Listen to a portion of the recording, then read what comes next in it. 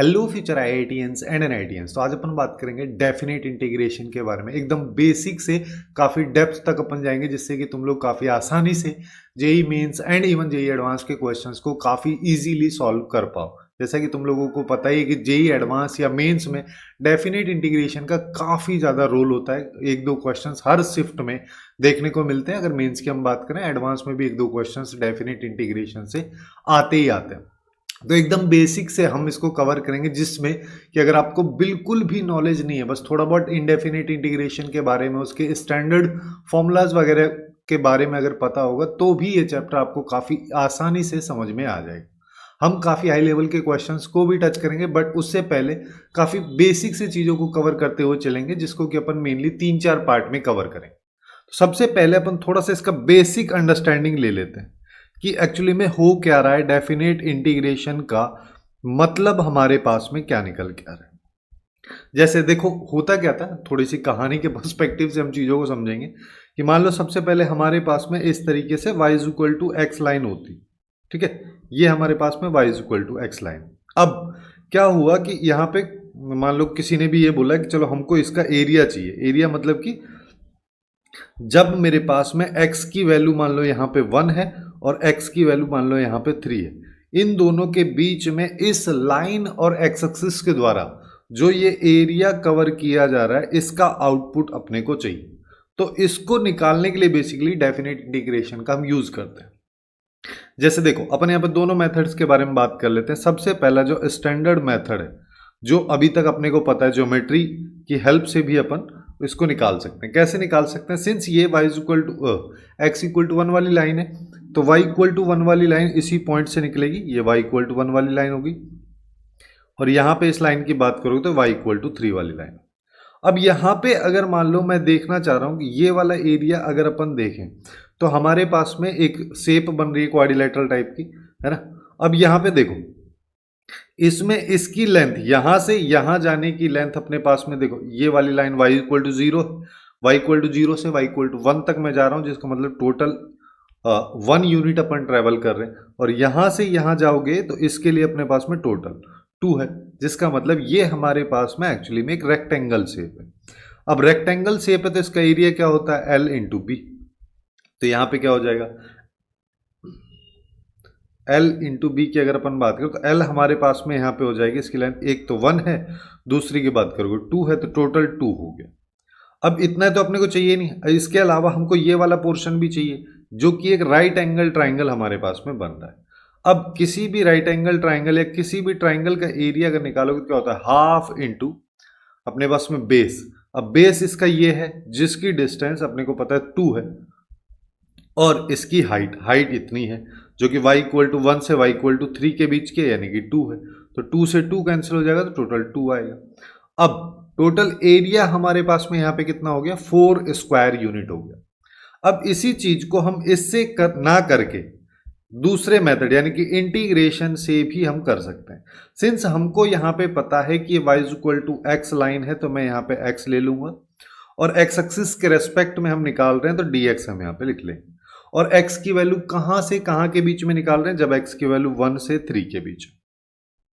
तो अब हमको यहाँ पे क्या पता है? x का इंटीग्रेशन क्या होता है? x का इंटीग्रेशन अपने को पता है कि एक्स स्क्वायर बाई 2 होता है।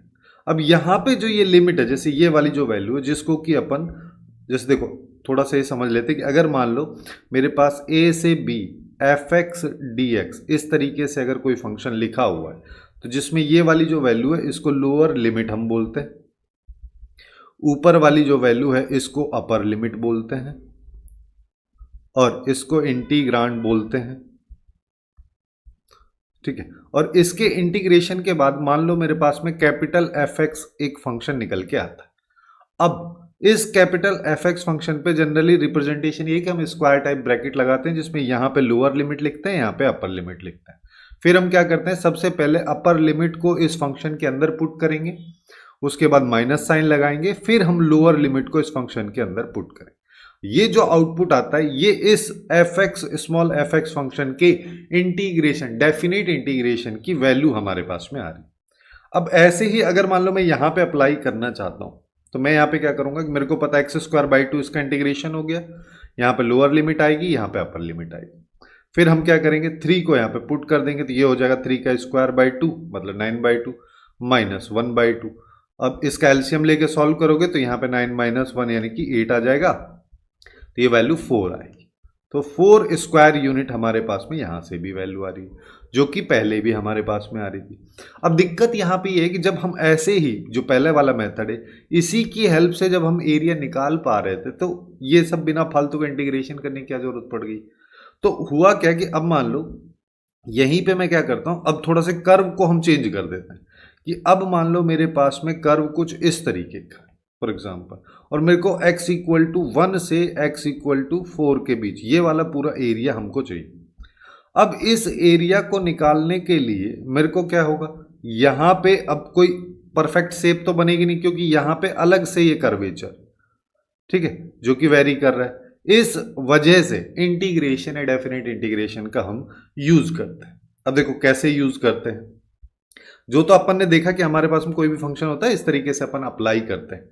अब जैसे मान लो मेरे पास में ये एक फंक्शन है, ठीक है, अब यहां पे हम सबसे पहले कुछ क्वेश्चंस को इनडेफिनिट इंटीग्रेशन के क्वेश्चंस को ही हम यहां पे देखेंगे। जैसे ये है तो सबसे पहले इसको सॉल्व करने के देखो कई सारे मेथड हो सकते हैं, जिसमें सबसे पहला स्टैंडर्ड मेथड मेरे पास में ये है कि मैं यहां पे क्या कर देता हूं कि मैं इसको एक इनडेफिनिट इंटीग्रेशन की तरह ट्रीट करता हूं कि ये रूट ऑफ एक्स प्लस 1 लिखा है और नीचे की बात करोगे तो यहां पे रूट ऑफ एक्स प्लस 1 हो गया और dx।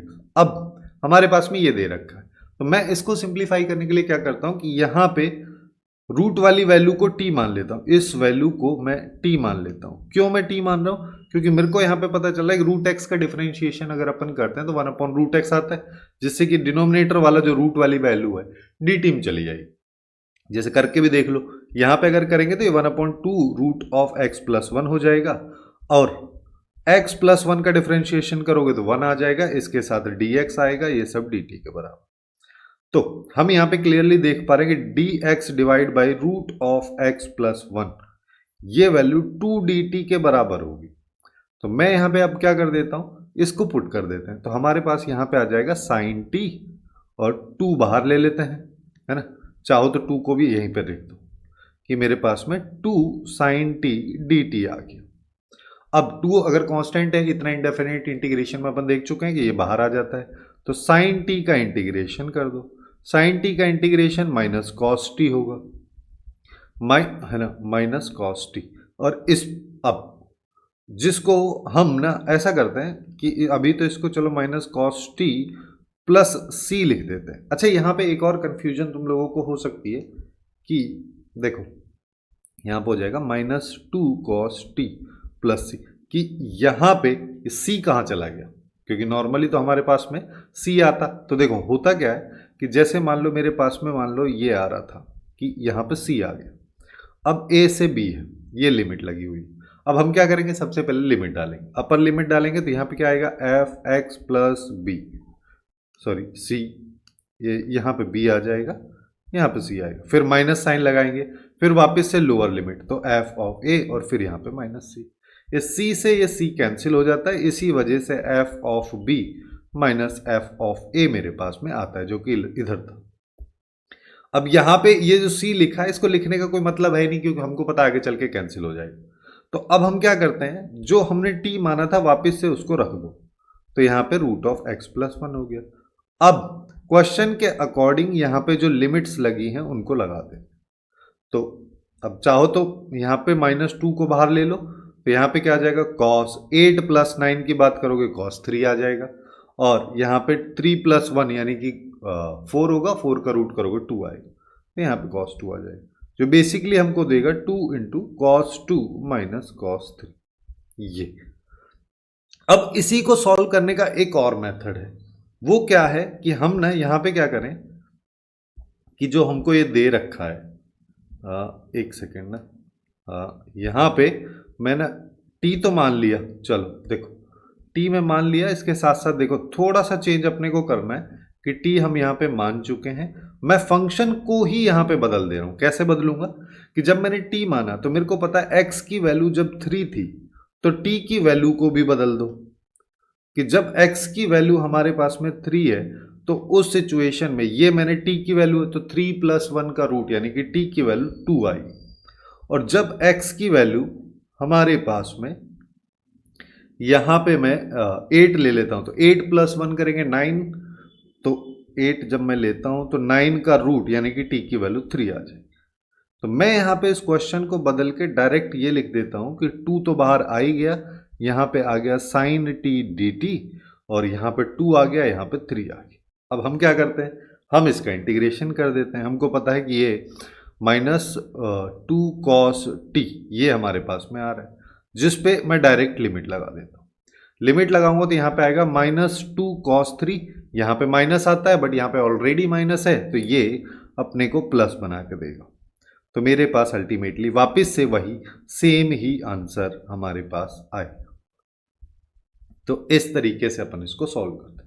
जैसे मान लो हमारे पास में ये क्वेश्चन दे रखा है, अब इस क्वेश्चन में अपने को क्या बोला, e की पावर में समथिंग है, फिर उसके साथ कोई एक फंक्शन मल्टीप्लाई है, फिर यहाँ पे बोला tan इनवर्स x जो है अपनी प्रिंसिपल वैल्यूज लेता है जनरली, है ना। तो यहाँ पे हम क्लियरली देख पा रहे कि अगर मान लो मैं tan इनवर्स x को ही t लेता हूँ तो केवल 1/1 + x² जो है ये dt में जाएगा। लेकिन जैसे ही मैं यहाँ पे 9x + 3 tan इनवर्स x को t लेता हूँ तो यहाँ पे इसका 9 हो जाएगा, यहाँ पे 3 आएगा, tan इनवर्स x का 3 × 1/1 + x² हो जाएगा और इसके साथ dx आएगा, ये सब dt। इसका एलसीएम लेके सॉल्व करोगे तो 9 से 1 + x² को मल्टीप्लाई किया तो 9 + 9x² + 3 आ जाएगा, डिवाइड बाई 1 + x² और dx ये सब dt के बराबर। यानी कि जो उधर लिखा हुआ ये वाली पूरी पूरी वैल्यू जो है ये चली जाएगी अपनी dt में। जैसे ही ये dt में गई तो मेरे पास क्या आया, यहाँ पे आया e का पावर t और dt। अब चाहो तो यहाँ पे तुम लिमिट बदल के सॉल्व कर लो, या फिर चाहो तो डायरेक्टली इसको पहले सॉल्व कर लो फिर बाद में लिमिट बदल देना। तो यहाँ पे अगर मान लो मैं e की पावर t को इंटीग्रेट करूँ तो e की पावर t ही आएगा, है ना, जिसको हम लिख सकते हैं e की power 9x + 3 tan inverse x। और इस पे अगर मैं अब वापस से लिमिट लगा देता हूं 0 से 1, तो जब 1 होगा तो क्या आएगा, तो यहां पे हमारे पास में आ जाएगा e की पावर 9 + 3π/4, ठीक है, क्योंकि tan इनवर्स 1 की वैल्यू π/4 होती है, इंटू 3 करोगे तो ये आ जाएगी। फिर यहां पे आएगा 0 डालोगे तो 9 × 0 + 3 × 0 तो 0, e की पावर 0 आ जाए। अब क्वेश्चन में कह रहा है कि ये पूरी पूरी जो वैल्यू अभी मेरे पास में आ रही है, जिसको चाहो तो 9 + 3π/4 -1 ये लिख सकते हैं हम, ये एक्चुअली में अल्फा की वैल्यू है। तो अल्फा इक्वल्स टू e की पावर 9 + 3π/4 -1। हमको ये आउटपुट निकालना है -3π/4 करके।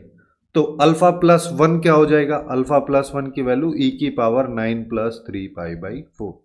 मैं यहाँ पे log ले लेता हूँ विद बेस e, तो यहाँ पे log with base e alpha +1 आ जाएगा, जो कि हमको यहाँ पे देगा 9 + 3π/4। क्वेश्चन में जो पूछ रहा है उसके अकॉर्डिंग मेरे को 3π/4 माइनस करना है, तो यहाँ पे log अल्फा +1 - 3π/4 = 2 आ जाएगा 9, जो कि इस क्वेश्चन का करेक्ट आंसर होगा। बेसिकली इस तरीके से हम किसी भी डेफिनेट इंटीग्रेशन को सॉल्व आसानी से कर सकते हैं। अब यहाँ पे भी बहुत सारे टाइप के फंक्शन होते हैं, जैसे कि अगर मान लो कभी हमको मॉडुलस फंक्शन दे रखा हो। मॉडुलस फंक्शन मतलब कि अगर मान लो मेरे पास में इस तरीके से कि 1 से 2 में मॉड ऑफ x, सबसे पहले मॉड ऑफ x की ही बात कर ले। अब जब भी इस तरीके का मॉडुलस फंक्शन होगा तो अपने को यहाँ पे लिमिट्स के बेसिस पे इस क्वेश्चन को सॉल्व करना है। हम कैसे सॉल्व करेंगे, सबसे पहले चीज सोच के देखो, जब लिमिट 1 से 2 जा रही तो मॉड x का कहानी क्या होगा। अब x देखो यहाँ पे मॉड x जो है ये दो तरीके से बोलता है, यानी कि जब हमारे पास x > 0 है तो इसको x लिखते हैं, और जब x <0 है तो -x लिखते हैं। लेकिन जब लिमिट x की 1 से 2 जा रही है, जिसका मतलब x ऑलरेडी पॉजिटिव है, तो मॉड वहां पे लगाओ या मत लगाओ उससे कोई फर्क ही नहीं पड़ेगा। तो हमारे पास यहाँ पे क्या आ जाएगा, ये 1 से 2 में ये x के बराबर ही आ जाएगा, जिसको सॉल्व करोगे तो x² / 2 आ जाएगा, जिस पे लिमिट ये आ जाएगी।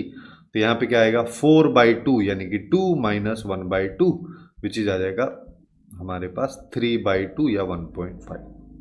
ठीक है, अभी क्वेश्चन को थोड़ा सा और बदलते हैं कि अभी मेरे पास में अगर ये 0 से या इसी क्वेश्चन में -1 से 2 होता मॉड ऑफ x dx। अब हमको पता है कि -1 से 0 में जो मॉड x है वो नेगेटिव में खुलता क्योंकि -x के बराबर होता। तो हम यहाँ पे क्या करते, हम यहाँ पे करते कि ये -1 से 0 जब मैं आऊंगा तो ये -x dx आएगा और फिर 0 से फिर चाहे मैं 2 चला जाऊं ये x dx के बराबर है। तो यहां पे हमारे पास में ये आ जाएगा -x²/2 जिसपे -1 से 0 लिमिट लग जाएगी और ये आएगा x²/2 जिस पे 0 से 2 लिमिट लग जाएगी। इसको सॉल्व अगर मान लो मैं करता हूं, सबसे पहले माइनस को इधर बाहर ले लेता हूं, 0 डाला तो 0, -1 पुट करेंगे तो उसका होल स्क्वायर होगा तो ये -1/2 ही आ जाए। ठीक है, फिर यहां पे बात करोगे तो हमारे पास में यहाँ पे क्या आएगा 2 का स्क्वायर यानी कि 4/2 यानी कि 2 आ गया -0। यहां पे हमारे पास 1/2 + 2 आ जाएगा यानी कि 5/2 मेरे पास में आ जाए। क्वेश्चन को थोड़ा सा और कॉम्प्लिकेट करते हैं कि मान लो अभी मेरे पास में मॉड ऑफ 0 से 3 दे रखा है मॉड ऑफ x-1।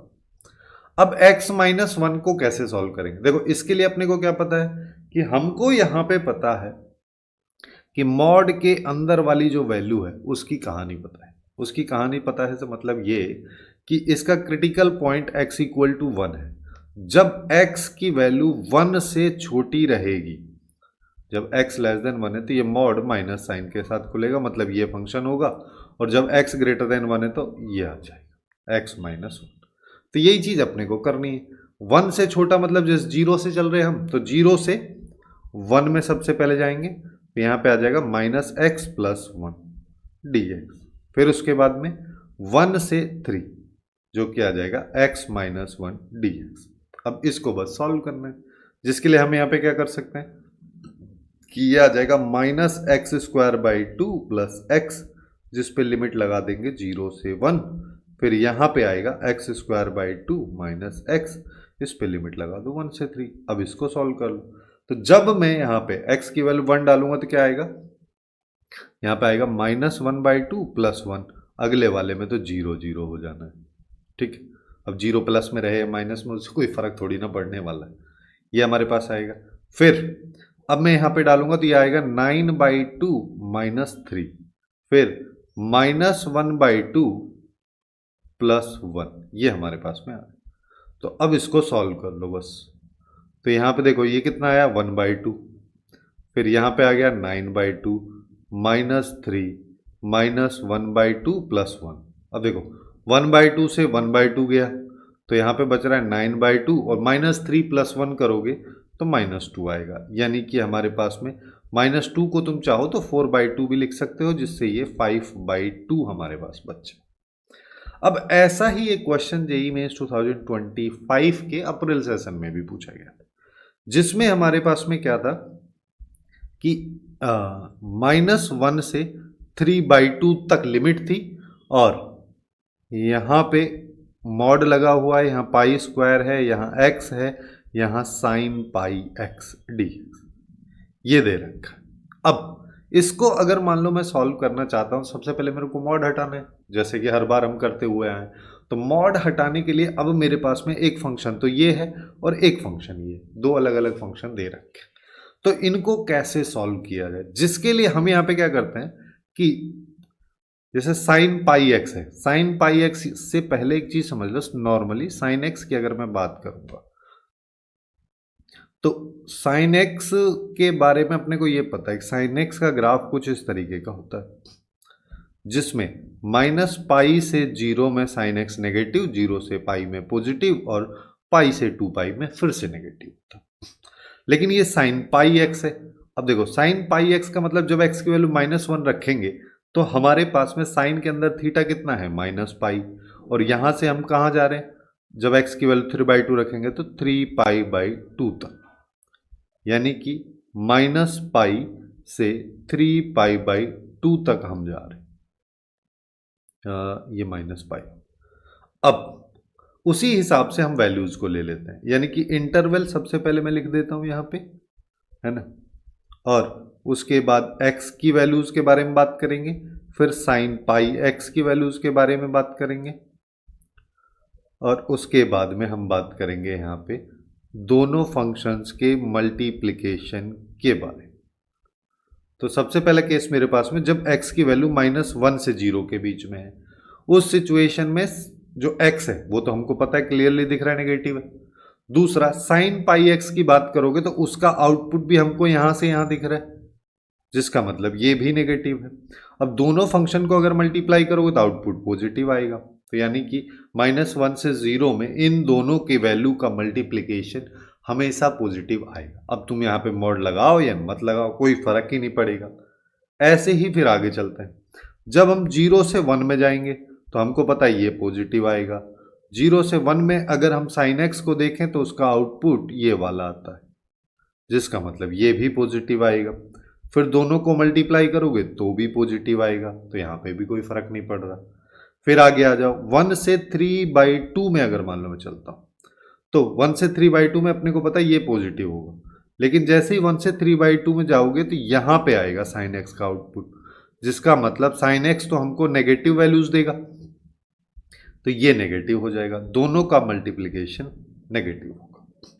तो बेसिकली अगर मैं इसको तोड़ना चाहता हूं तो ऐसे तोड़ूंगा, -1 से 0 में pi square x into sine pi x D x, ये पॉजिटिव ही रहने वाला है, तो मॉड हट जाएगा डायरेक्टली। 0 से 1 में फिर से यही रहने वाला है, और प्लस हमारे पास में 1 से 3/2 में, अब नेगेटिव में आएगा तो माइनस साइन साथ खोल दो, यहां पे आ जाएगा pi square x into sine pi x D x. अब इसको अपन ऐसे भी करके लिख सकते हैं कि हमारे पास -1 से 0, 0 से 1 में सेम ही फंक्शन लिखा हुआ है, तो मैं -1 से 1 में सेम फंक्शन लिख देता हूं, x into sine pi x D x. फिर 1 से 3/2 में यहां पे माइनस साइन के साथ pi square x into sine pi x D x लिखते हैं। अब इसको सॉल्व करने से पहले अपने को x into sine pi x का इंटीग्रेशन पता होना चाहिए, जो कि क्लियरली हमको नहीं पता है, तो इसको हम अलग से निकालेंगे। इसको हम कैसे निकालेंगे? इसको निकालेंगे हम यूवी मेथड की हेल्प से। अब यूवी मेथड क्या कहता है? जो आइलेट वाला रूल है, ठीक है, उसमें अगर अपन देखें inverse trigonometry, logarithmic, algebraic, trigonometric, exponential, जो पहले आएगा वो फर्स्ट फंक्शन अपने को लेना है। यहाँ पे एल्जेब्रा पहले आता है ट्रिग्नोमेट्री से, तो इसको मैं फर्स्ट फंक्शन ले लेता हूँ, इसको मैं सेकंड ले लेता हूँ। तो हम क्या करेंगे, x को बाहर लिखेंगे, sine pi x D x, इसका इंटीग्रेशन, फिर माइनस साइन, फिर यहाँ पे x का डिफ्रेंशिएशन, पहले वाले का डिफ्रेंशिएशन होता है, x का डिफ्रेंशिएशन 1 हो जाएगा। अब साइन पाई एक्स का इंटीग्रेशन भी देख लो, साइन पाई एक्स का इंटीग्रेशन की अगर बात करोगे तो तुम यहाँ पे पाई एक्स को ना t ले लो, जिससे क्या होगा, पाई डी एक्स डी टी में चला गया, जिसका मतलब 1/पाई तो आगे आ जाएगा, यहाँ पे आ जाएगा साइन टी डी टी, और 1/पाई तो आगे आ गया, साइन टी का इंटीग्रेशन माइनस कॉस टी होता है, तो -1/पाई कॉस पाई एक्स प्लस सी, यह है, ठीक है। सिंस हम डेफिनेट इंटीग्रेशन की बात कर रहे हैं तो सी लिखे ना लिखे कोई फर्क नहीं पड़ रहा। तो हमारे पास में यहाँ पे आ जाएगा, 1 को हटा भी सकते हैं, minus cos pi x by pi D x, यह आएगा। अब देखो यहाँ पे भी वही आ जाएगा, minus x cos pi x by pi, ये इसका वैल्यू हो गया, ये माइनस माइनस प्लस हो जाना है, 1/पाई को बाहर ले लो, अंदर बचा कॉस पाई एक्स का इंटीग्रेशन। जैसा अभी साइन का निकाला है सेम तरीके से इसका भी होगा, तो वहां पे क्या आएगा, 1/पाई डिवाइड में मेरे पास में आ जाएगा, यानी कि ये आएगा 1/पाई और फिर हो जाएगा साइन पाई एक्स। तो हमारे पास ये वैल्यू आ रही, यानी कि -x cos pi x by pi plus sine pi x by pi square, ये इसके इंटीग्रेशन की वैल्यू, इसको ले लेते हैं हम। तो यहां पे हमारे पास में क्या है, -x और माइनस एक्स यहाँ पे आ जाएगा cos pi x by pi plus sine pi x by pi square, जिसपे -1 से 1 लिमिट लगा है, माइनस साइन आएगा। फिर सेम चीज हमारे पास में वापस से यहाँ पे आ जाएगा minus x cos pi x by pi plus यहाँ पे आएगा sine pi x by pi square, और ये 1 से 3/2, ये हमारे पास में। अब देखो, अब लिमिट डाल देते हैं। जैसे ही हम यहाँ पे लिमिट डालेंगे क्या होगा, 1 डालते हैं। सबसे पहले 1 अगर मान लो मैं डाला तो कॉस, देखो यहाँ पे x की जगह 1 आया तो माइनस यहाँ पे 1, कॉस पाई की बात करोगे तो ये -1 हो जाएगा, यहाँ पे पाई आ गया। और फिर साइन में डालोगे तो साइन पाई 0 होता है, अगले वाली टर्म 0 होगी। फिर माइनस साइन आता है, अब माइनस साइन आ रहा है लेकिन यहाँ पे भी ऑलरेडी माइनस है तो ये प्लस हो जाएगा। फिर x की जगह मेरे को क्या डालना है, -1, तो यहाँ पे -1 आ गया। Cos of minus pi, cos of minus theta और कॉस थीटा दोनों बराबर होता है, तो जिसकी वैल्यू -1 आ जाएगी। यहाँ पे फिर से पाई आ जाएगा। अगले वाले में बात करोगे फिर से 0 आ जाएगा, फिर माइनस में आ जाओ। अब 3/2 अगर मैं डालूंगा तो कॉस के साथ आएगा cos 3π/2, cos 2n+1 π/2 0 होता है, तो पहले वाला 0 हो जाना है। और दूसरे वाले में बात करोगे तो यहाँ पे आएगा sin 3π/2, sin 3π/2 की वैल्यू -1 होती है, तो ये आएगा -1/π²। फिर 1 डालो, 1 डालेंगे तो जो आउटपुट यहाँ पे आ रहा था 1 डालने पे वही यहाँ पे आएगा, जो कि यहाँ पे आ रहा है 1/π, लेकिन वहां पे देखोगे तो वो लोअर लिमिट में डाल रहे हैं तो -1/π हो जाएगा, और अगले वाला 0 हो जाएगा। अब यहाँ पे देखो, अच्छा एक चीज का ध्यान और रखना है कि हर बार यहाँ पे पाई स्क्वायर है, तो इंटीग्रेट करने के बाद पाई स्क्वायर बाहर मल्टीप्लाई, पाई स्क्वायर बाहर मल्टीप्लाई, पाई स्क्वायर यहाँ पे मल्टीप्लाई, पाई स्क्वायर यहाँ पे मल्टीप्लाई। तो अब देखो यहाँ पे अगर हम देखें तो हमारे पास में पाई स्क्वायर इंटू 1/π प्लस 1/π, ये आ रहा है। माइनस यहाँ पे प्लस कर देते हैं इसको, और यहाँ पे पाई स्क्वायर है, इसके साथ में है 1/π² प्लस 1/π, माइनस मैंने कॉमन लेके निपटाया। अब देखो यहाँ पे अगर मैं मल्टीप्लाई करूंगा तो यहाँ पे आएगा pi plus pi plus 1 plus pi, जो कि हमको देगा 3π + 1, तो ये इसके इंटीग्रेशन की वैल्यू बेसिकली हो जाएगी। कुछ इस तरीके से अपन मॉड वाले क्वेश्चंस को खोल सकते हैं। अब इसमें कुछ आसान सिनेरियोज भी अपने पास में रहते हैं, बट उन सब की कोई खास जरूरत नहीं है। आई होप आप लोग ये काफ़ी क्लियरली देख पा रहे होंगे कि अभी अगर मान लो मैं 0 से पाई और मॉड ऑफ साइन एक्स को तुमसे पूछ लूँ, तो तुमको क्लियरली यहाँ पे पता है कि 0 से पाई की अगर हम बात करते हैं तो 0 से पाई में क्या होगा कि साइन एक्स पॉजिटिव है, तो यहाँ पे मॉड लगाओ या मत लगाओ तो ये साइन एक्स ही रहेगा, और 0 से पाई में अपन यहाँ पे इसको कर देते हैं, तो इसका मतलब इसका इंटीग्रेशन माइनस कॉस एक्स हो जाएगा, जिस पे 0 से पाई लगा दो, यानी कि माइनस कॉस पाई फिर प्लस कॉस 0। कॉस पाई की वैल्यू -1 होती है, उसके आगे माइनस है तो ये +1 हो जाएगा, कॉस 0 1 होता है, तो टोटल 2 हो जाना, ठीक है। और अभी अगर मान लो ये 0 से 2 पाई में होता कि भाई 0 से 2 पाई तक हम जा रहे हैं मॉड ऑफ साइन एक्स को लेके, तो हमको पता है कि 0 से पाई में तो ऐसा होता है, लेकिन पाई से 2 पाई में ये भी होता है। तो यहां पे अपने को क्या पता है, 0 से पाई तक हमको चलना है साइन एक्स dx लेके, फिर उसके बाद में माइनस साइन लगा देना है पाई से 2 पाई में, क्योंकि साइन एक्स पाई से 2 पाई में नेगेटिव होता है, उसके आगे माइनस लगाओगे तभी पॉजिटिव आएगा, वही तो मॉड का मतलब भी होता है। तो यहाँ पे फिर से साइन एक्स dx हो जाएगा, तो यहाँ पे बात करोगे तो इसका वैल्यू भी 2 आ जाएगा, और इस पूरे का वैल्यू -2 आएगा, लेकिन यहाँ पे बीच में माइनस है तो टोटल 4 आ जाए। इस तरीके से हम काफ़ी आसानी से मॉड वाले सिनेरियोज को कर सकते हैं। अब यहाँ पे कुछ प्रॉपर्टीज भी देख लेते हैं, जिसमें 1-2 बेसिक प्रॉपर्टीज हैं जो कि अपने लिए काफ़ी ज़्यादा हेल्प करेंगे। कि अगर मान लो मेरे पास कोई भी एक fx फंक्शन इस तरीके से लिखा हुआ है, तो मैं इस फंक्शन को a से b में f(t) dt ऐसे भी लिख सकता हूँ। अब तुम यहाँ पे चाहो तो इसको ऐसे समझ सकते हो कि हमें यहाँ पे क्या किए हैं, हम बेसिकली वेरिएबल को चेंज कर दिए, कि पहले x था, x को हर जगह से रिप्लेस करके t कर दिया। या फिर तुम चाहो तो इसको ऐसे समझ लो कि मैंने इस फंक्शन में x इक्वल टू टी मान लिया है। जब मैं ऐसा करूंगा तो जहां जहां पे x है वहां पे t लिखूंगा, उसके साथ इसको डिफरेंशिएट करके dx बराबर dt कर दें। और यहाँ पे लिमिट्स में कोई फर्क क्यों नहीं आ रहा है? क्योंकि जब x इक्वल टू टी है, इसका मतलब जब x इक्वल टू a है तो t की वैल्यू भी a आएगी, और जब x इक्वल टू b है तो t की वैल्यू भी b आएगी। इस पे कोई फर्क ही नहीं पड़ेगा, इस वजह से ये होता है। ठीक है।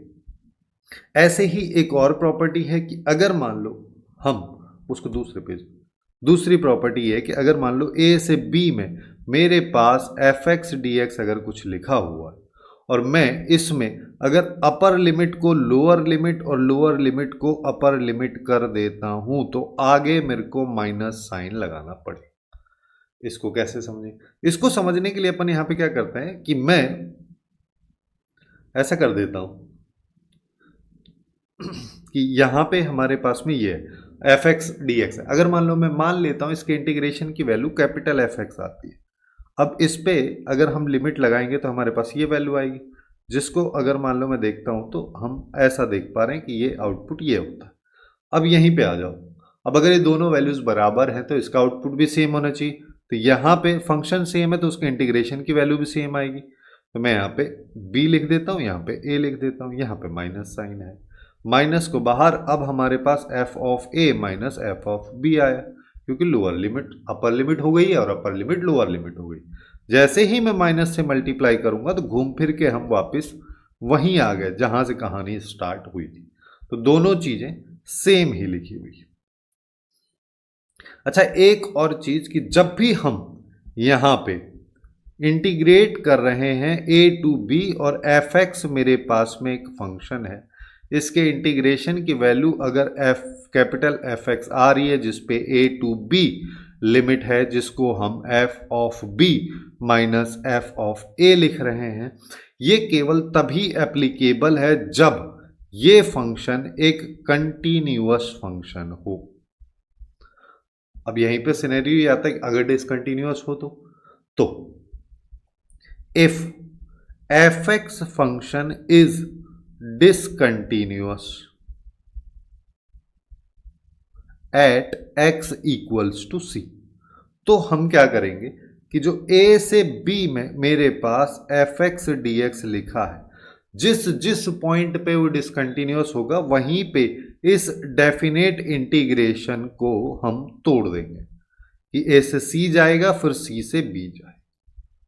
जैसे इसको समझने के लिए काफी बेस्ट एग्जांपल है हमारे पास में ग्रेटेस्ट इंटीजर फंक्शन का, कि मान लो हमारे पास 1 से 3 में ग्रेटेस्ट इंटीजर फंक्शन है। अब greatest integer function of x के बारे में मेरे को ये पता है कि ये कहाँ कहाँ पे डिसकंटिन्यूअस होगा। ये वहां पे डिसकंटिन्यूअस होगा जहां पे x जो है एक इंटीजर वैल्यू है। और ऐसा क्यों होता है? क्योंकि इसके ग्राफ को अगर हम देखें तो इसका ग्राफ कुछ इस तरीके का होता है कि 0 से 1, ये 0 हो गया, ये 1 हो गया, 1 से 2 में ये आता है, 2 से 3 में ये आता है, और 3 से 4 में इस तरीके से बेसिकली ये चलता हो जाता है। ऐसे ही माइनस में भी होता है कि -1 पे ये आ जाएगा, फिर ये -2 पे, इस तरीके का बेसिकली इसका ग्राफ। अब अगर मान लो मेरे को इसको देखना है तो 1 से 3, अब देखो हम कहाँ कब 1 से 3 मेरे पास में लिमिट है, तो अगर मान लो मेरे को इंटीजर कोई भी ढूंढना है तो 1 से 3 के बीच में ढूंढना है जहां पे फंक्शन डिसकंटिन्यूअस हो। तो 1 से 3 के बीच में केवल एक पॉइंट x इक्वल टू 2 है जहां पे फंक्शन डिसकंटिन्यूअस होगा। तो हम यहाँ पे क्या करेंगे, इसको 2 बार तोड़ेंगे, यानी कि 1 से 2 में तोड़ देंगे तो greatest integer function of x आ जाएगा, फिर प्लस का साइन लगाएंगे, फिर 2 से 3 में। अब जब x की वैल्यू 1 से 2 है, उसके बीच में x की वैल्यू कुछ भी रहे, बस 1 से 2 के बीच में है, तो उसका आउटपुट हमको पता है हमेशा 1 आएगा ग्रेटेस्ट इंटीजर फंक्शन का। तो हम इसको क्या लिख सकते हैं कि 1 से 2, यहां पे इसकी वैल्यू हमेशा 1 के बराबर आएगी। ऐसे ही जब 2 से 3 की बात करोगे तो इसकी वैल्यू हमेशा 2 के बराबर आएगी। अब अगर इसकी वैल्यू 1 के बराबर है, मतलब कांस्टेंट है, तो इंटीग्रेशन की वैल्यू x आएगी जिस पे लिमिट 1 से 2 लगा दोगे, और यहाँ पे 2 को बाहर ले लिया, इधर भी x आएगा जिसमें 2 से 3 लिमिट लगा दो, तो यहाँ पे क्या आएगा 2 माइनस 1 प्लस 2 इंटू 3 माइनस 2। तो पहले वाले से 1 आया, दूसरे वाले से मेरे पास में 2 आ रहा है, अल्टीमेटली हमारे पास 3 आ जाए। ये मेरे पास में 1 प्लस 2 3 आ जाए। अब इसको अपन एरिया के पर्सपेक्टिव से भी समझ सकते हैं कि सिंस मेरे पास में ग्राफ ये है, ठीक है, चलो दोबारा ही बना लेते हैं। क्या जा रहा है कि हमारे पास में इस तरीके का केस है जिसमें 0 से 1 में ये है, 1 से 2 में हमारे पास में ये आ गया, और 2 से 3 में हमारे पास में मेरे पास x की वैल्यूज जो लिमिट है 1 से है, यानी कि x इक्वल टू 1 से हम स्टार्ट कर रहे हैं और x इक्वल टू 3 तक हम जा रहे हैं। अब इस सिचुएशन में इसके द्वारा जो एरिया कवर किया गया है, जो कि एक तो इतना, उसके बाद दूसरा इतना वाला पोर्शन, इन दोनों एरियाज को मेरे को निकालना। अब देखो सबसे पहले वाले एरिया की अगर मैं बात करूं तो पहले वाला एरिया जो है वो हमसे क्या कह रहा है कि यहां से यहां के डिस्टेंस 1 से 2 यानी कि 1, यहां से यहां की डिस्टेंस भी 1। तो बेसिकली दिखने में हालांकि रेक्टेंगल टाइप का लग रहा है, लेकिन है तो स्क्वायर ही, तो स्क्वायर है तो इसका एरिया 1 हो जाएगा। दूसरे वाले की बात करोगे तो यहां से यहां की डिस्टेंस जो है वो हमको पता है कि 2 है, लेकिन यहां से यहां की डिस्टेंस तो 1 है, तो ये बेसिकली रेक्टेंगल है जिसका एरिया 2 इंटू 1 2 हो जाए। तो टोटल एरिया क्या हो रहा है, टोटल एरिया हमारे पास में 1 प्लस 2 यानी कि 3 हो रहा है। हालांकि एक चीज और मैं यहीं पे बता देता हूं कि जब भी हम यहां पे एरिया की बात कर रहे थे, एरिया कभी कभी अलग भी हो सकता है और डेफिनेट इंटीग्रेशन की वैल्यू कभी कभी अलग भी हो सकती है। जैसे यहां पे एक चीज समझ लो कि अगर मान लो मैं 0 से 2 पाई में जाता हूँ, है ना, थोड़ा सा हट के चल रहे हैं हम सिंस ये बात आई है, तो कि मेरे पास साइन एक्स डी एक्स, ठीक है। अब जो साइन एक्स डी एक्स की अगर मैं बात मैं करूँगा तो मेरे को यहाँ पे पता है कि ये 0 से पाई इधर जाएगा, पाई से 2 पाई इधर जाएगा, 0 पाई 2 पाई हमारे पास में। अब जब हम बात कर रहे हैं तो हमको यहाँ पे पता है कि इसका एरिया हमने निकाला भी था, 2 यूनिट के बराबर आता है ना। या फिर अगर नहीं भी तुमको समझ में आ रहा है तो ऐसा कर लेते हैं कि इसको 0 से पाई में तोड़ दो और फिर इसको पाई से 2 पाई में तोड़ दो। जब मैं 0 से पाई की बात कर रहा हूं तो मेरे को पता है माइनस कॉस एक्स इसका इंटीग्रेशन होगा, जिसपे 0 से पाई लिमिट आ जाएगी, यहां पे भी माइनस कॉस एक्स लिमिट होगा जिसमें पाई से 2 पाई हो जाए। अब यहां पे देखो तो यहां पे आएगा minus cos pi plus cos 0, यहां पे क्या आएगा minus cos 2 pi plus cos pi, हाँ प्लस कॉस पाई, ये आ जाएगा। कॉस पाई की वैल्यू -1 होती है तो ये हमारे पास में +1 हो जाएगा, ये 1 हो जाएगा, ये आ गया माइनस। कॉस 2 पाई की वैल्यू वही होती है जो कॉस 0 की होती है, यानी कि ये -1 होगा, कॉस पाई भी -1 है, यहाँ पे प्लस था तो यहाँ पे 2 आ गया, यहाँ -2 आ गया, तो ये एक्चुअल में हमको 0 देगा। बट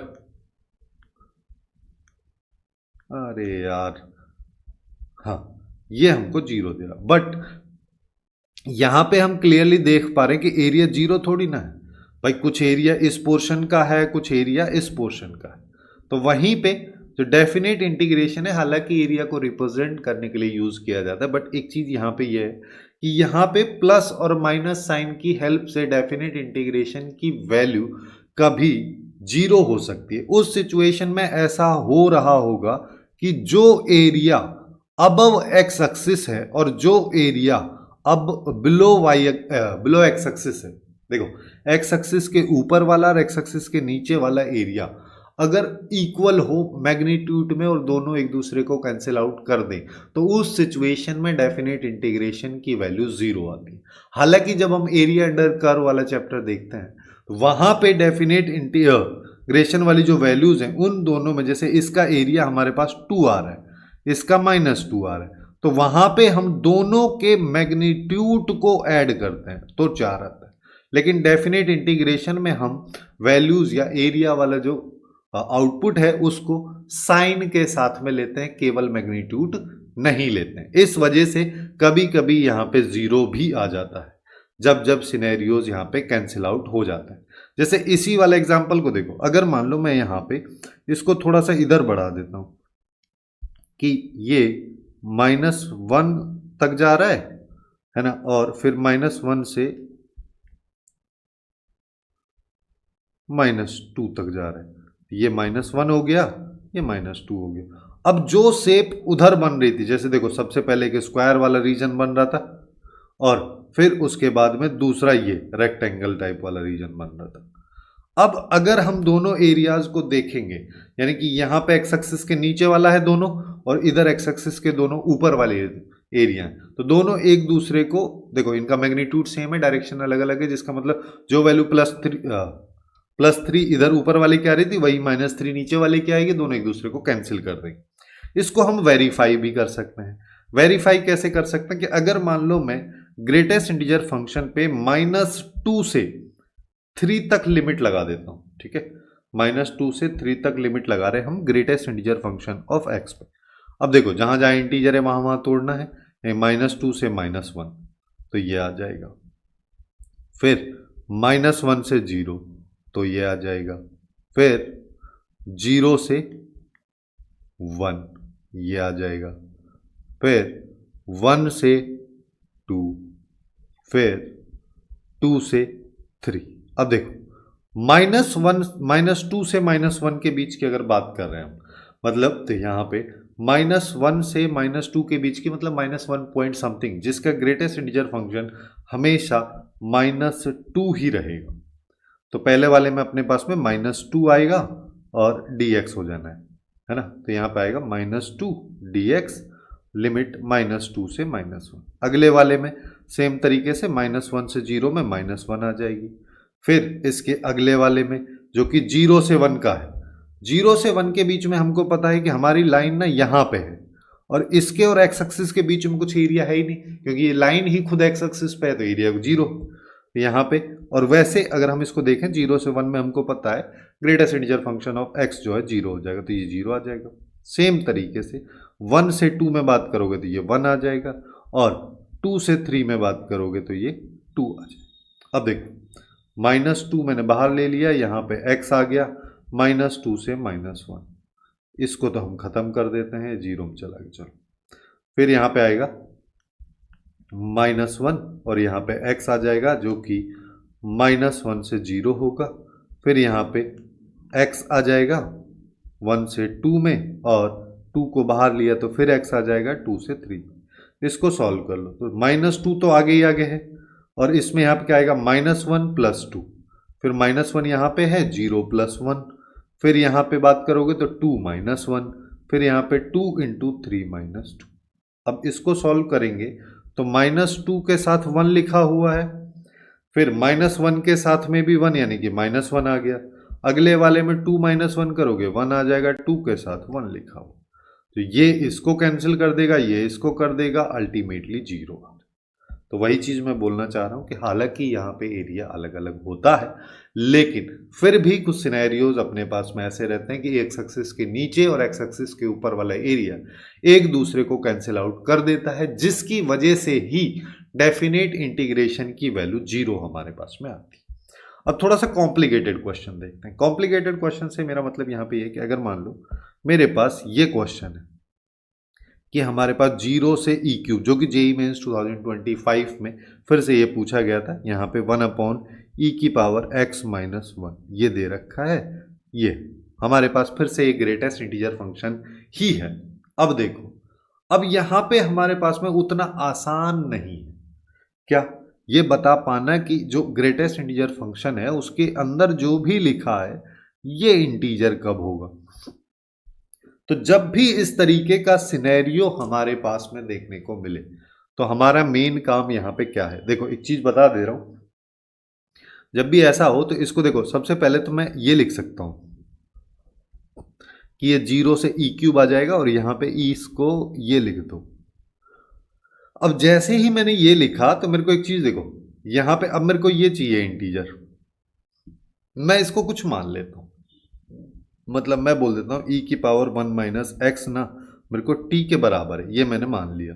और मेरे को यहां पे पता है कि जो t है एक्चुअली में इंटीजर वैल्यू। अब x की वैल्यू तो हम बता नहीं पाएंगे, तो हमारे लिए आसान है कि हम t जो कि एक इंटीजर वैल्यू है उसको रखते हुए चलें।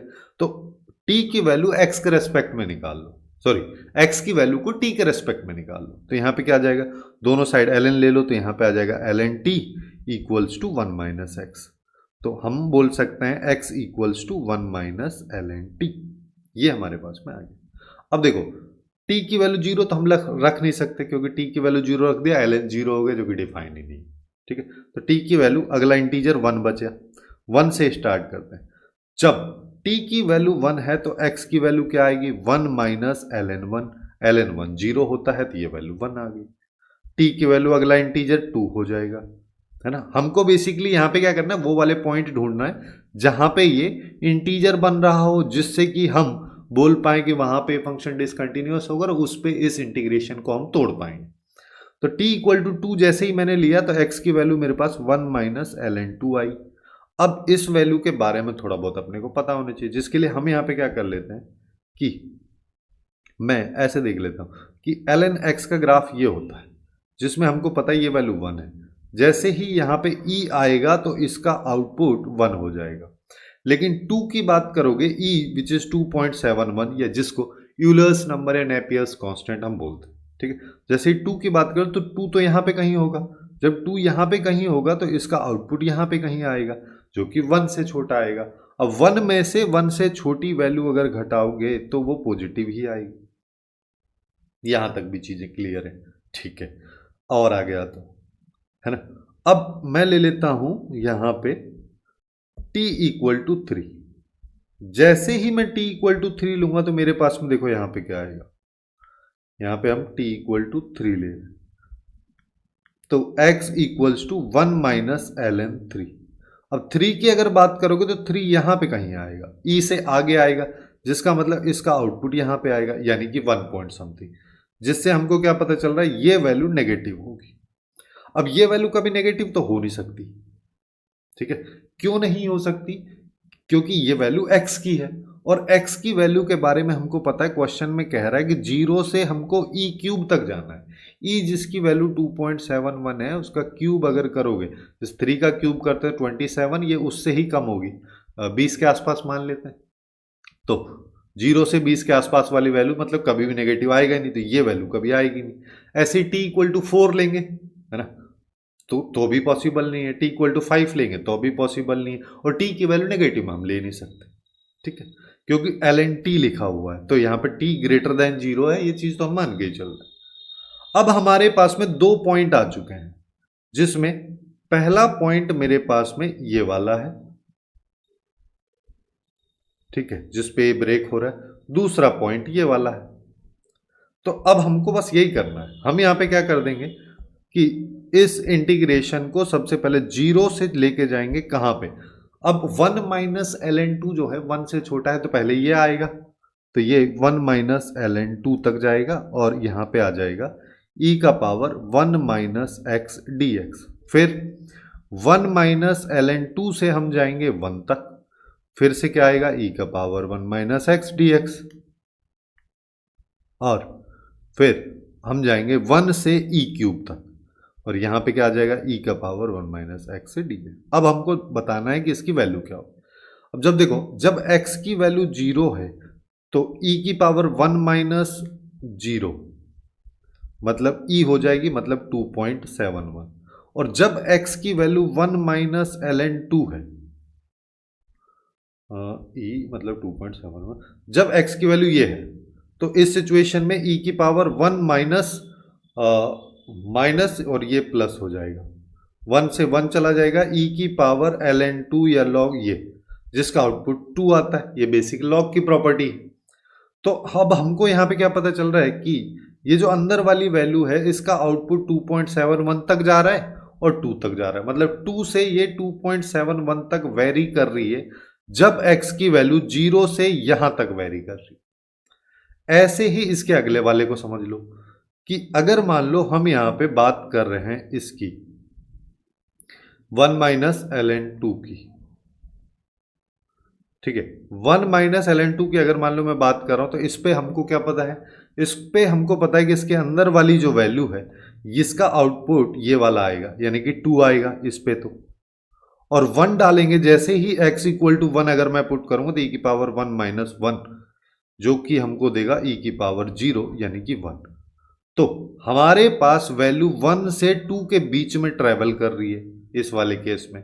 अगले वाले केस की अगर बात करोगे तो यहां पे भी देख लो, यहां पे देखने के लिए हम क्या कर सकते हैं, जैसे ही 1 डालेंगे तो यहां पे 1 आ जाएगा, x इक्वल टू 1 अगर मैं डाला तो e की पावर 1 माइनस 1 e की पावर 0 मतलब 1, और जैसे ही मैं e क्यूब डालता हूं यानी कि माइनस 24 पॉइंट समथिंग ऐसा मान लेते हैं, ठीक है। अगर मान लो 24 भी मैं मान लेता हूँ, 20 प्लस वैल्यू मान लेते हैं ई क्यूब की, ठीक है, 20 पॉइंट समथिंग कुछ भी हो सकता हो, तो 1 माइनस 20 करोगे तो ई की पावर माइनस 19, जिसका मतलब 1 अपॉन ई का पावर 19, जिसका मतलब 1 अपॉन 2.71 इसकी पावर 19 या उससे बड़ी होगी।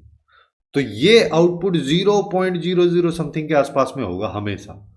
जब ये ऐसा होगा तो हम यहां पे क्लियरली बोल सकते हैं कि ये वैल्यू या इसके अंदर वाली वैल्यू जो है ये 0 से 1 के बीच में हो। अब इसी के बेसिस पे आ जाओ आगे कि भाई 0 से 1 माइनस ln2 तक मैं अगर जा रहा हूं तो अंदर वाली वैल्यू 2 तक जा रही है, 2 से 2.71 तक जा रही है, जिसका मतलब उसका ग्रेटेस्ट इंटीजर फंक्शन हमारे पास में यहां पे क्या हो जाएगा, 2 हो जाएगा।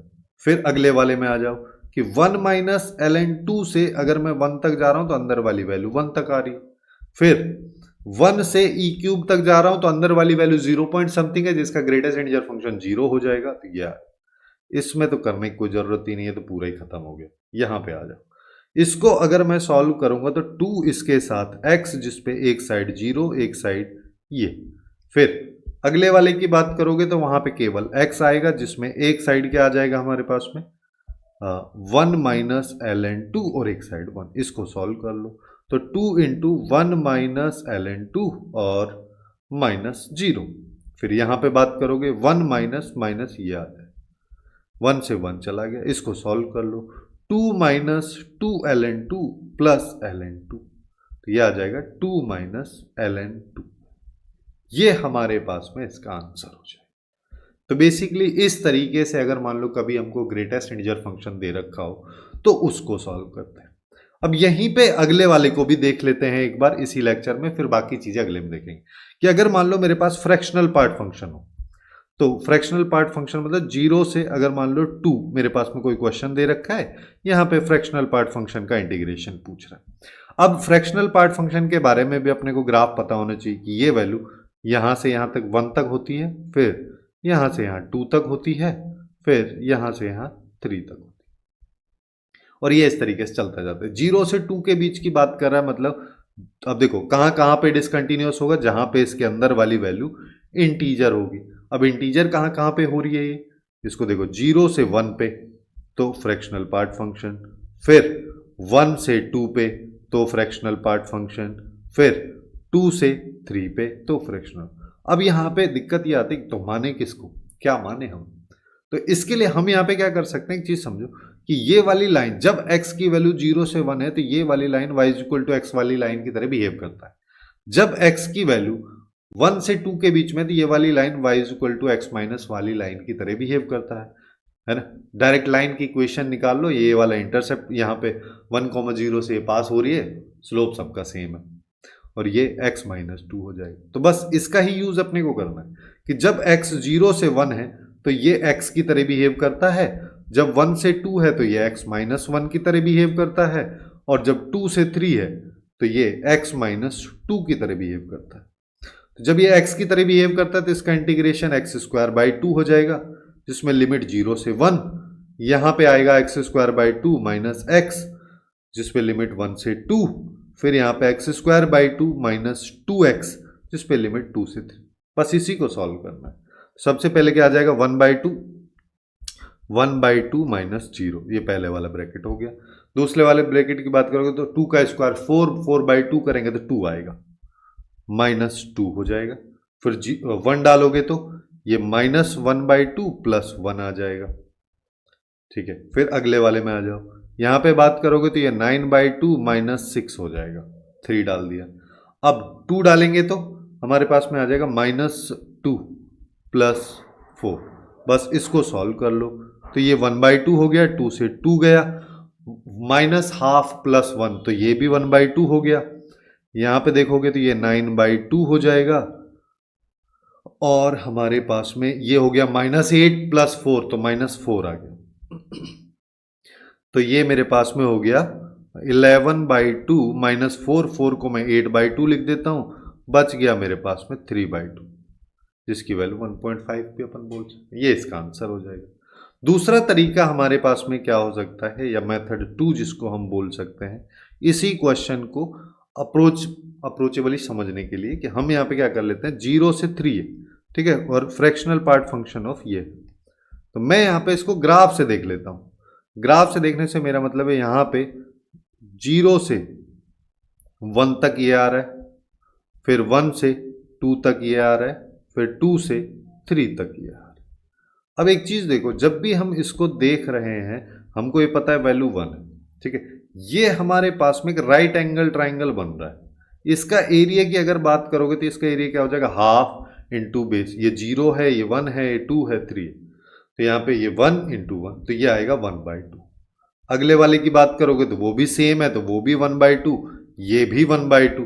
तो जैसे पिछले यही सेम क्वेश्चन मैथमेटिकली जब हमने सॉल्व किया तो 3/2 आ रहा था, तो वही अप्रोच से ग्राफिकली अगर हम देखें तो 1/2 + 1/2 + 1/2 यानी टोटल 3/2 या 1.5 हमारे पास में इस क्वेश्चन का आंसर आ जाएगा। तो जब भी कहीं पे greatest integer function, fractional part function या मॉड्यूलस फंक्शन हो तो उनको अपन इस तरीके से काफ़ी आसानी से सॉल्व कर सकते हैं, फिर चाहे उसके अंदर कोई भी फंक्शन ही क्यों ना लिखा हुआ हो। इसके अलावा और भी इसकी बहुत सारी प्रॉपर्टीज़ हैं जिनको आने वाली अपकमिंग वीडियोस में अपन देखेंगे। और अगर आप इसको काफ़ी टाइम बाद देख रहे हो तो लेफ्ट साइड में एक प्लेलिस्ट दिख रही होगी, वहाँ पे सारी वीडियोस हैं, एक एक करके सबको चेकआउट कर सकते हो। सो आज के लिए बस इतना ही। Hopefully you guys find it useful, and if you find it useful then please do like, share and subscribe.